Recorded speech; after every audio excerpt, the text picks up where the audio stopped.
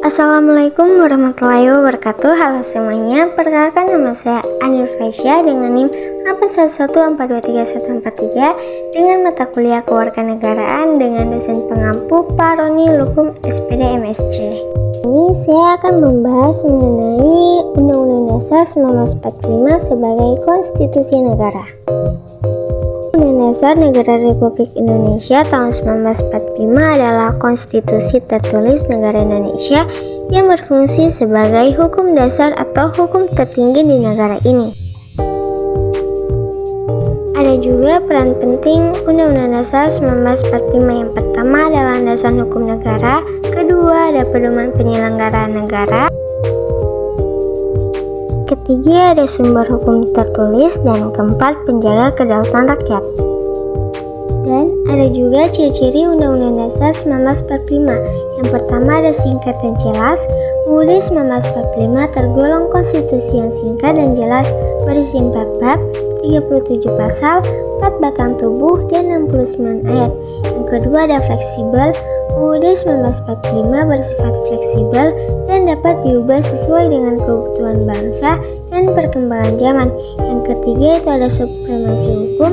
UUD 1945 menegaskan supremasi hukum dan menyatakan bahwa semua warga negara sama di hadapan umum.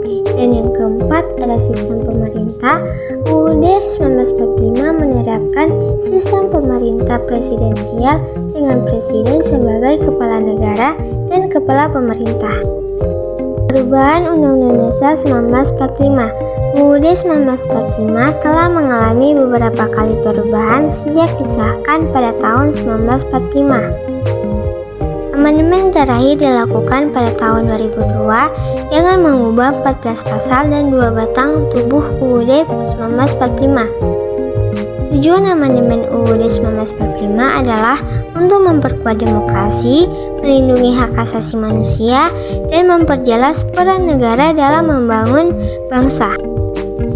Kesimpulan, Undang-Undang Dasar 1945 merupakan konstitusi penting bagi bangsa Indonesia yang berperan penting sebagai landasan hukum negara, pedoman penyelenggaraan negara, sumber hukum tertulis, dan penjaga kedaulatan rakyat. Undang-Undang Dasar 1945 telah mengalami beberapa kali perubahan untuk menyesuaikan dengan kebutuhan bangsa dan perkembangan zaman. Sekian dari saya, mohon maaf bila ada salah kata. Wassalamualaikum warahmatullahi wabarakatuh.